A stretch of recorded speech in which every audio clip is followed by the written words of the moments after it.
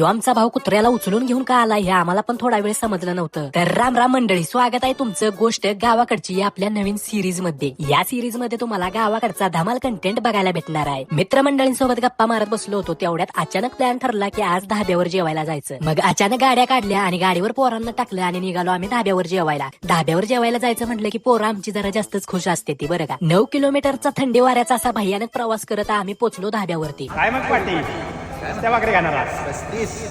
ह्यो आमचा बारक्या पाटील म्हणला आज मी 35 भाकरे खाणार. आता बघू किती खातोय ती. ह्यो आमचा जोडीदार एवढ्या राज्याला बॅग घेऊन कुठे गेला होता हे त्याचं त्यालाच माहित. दर पार्टीला आचार्याचं काम करणारा ह्यो आमचा भाव आज पोरांना आळणी रस्त्याच्या वाट्या देण्याचं काम करीत होता. आळणी रस्ता चमच्यानं पेण्यात काय मजा नाही म्हणत भावानं डायरेक्ट वाटीच तोंडाला लावली. याला एवढी भूक लागली होती की ताट समोर यायच्या आधीच कांद्यावर बुकना सुरू केला. 3.5 मिनिटाची वाट बघितल्यानंतर ह्यो भाव आपलं चिकन थाळीचं ताट घेऊन आला. मी इकडे नेहमीसारखं ताटावरून कॅमेरा फिरवीत बसलो तवर इकडे पोराने चिकन थाळीवर बुकना मारायला सुरुवात केली. पोरं काय आज जेवायला थटत नव्हती. रोट्या आणून तो वेटरवाला दादा शेवटी वैतागला. पोरांनी त्याला एवढा पळवला की तो पण शेवटी हात जोडून बास म्हटला. इकडे 3250 रुपयाचं बिल भागवायचं सुरू असताना यांचं मात्र इकडे मुठी भरून बडीशेप खायचं काम सुरू होतं. पोटभर जेवण करून आम्ही निघालो घराकडे. गाडीवरून जात असताना एवढं पोरांना गार लागलं की पोरांनी घरी गेल्यावर डायरेक्ट शेकोटीच पेटवली. शेकत बसलो होतो तेवढ्यात ह्यो आमचा भाव कुत्र्याला उचलून घेऊन आला, कारण त्याच्यावर रानातल्या रानटी माकडांनी हल्ला केला होता आणि त्याला जखमा झाल्यामुळे चालता येत नव्हतं. मग पोरांनी त्यांच्या जखमावर हळद लावली आणि त्याला मोकळं सोडून दिलं. तर मंडळी, आपला छोटासा ब्लॉग आवडला असला तर व्हिडिओला लाईक करा, शेअर करा आणि आपला गावाकडचा कंटेंट पाहण्यासाठी पेजला फॉलो करून टाका.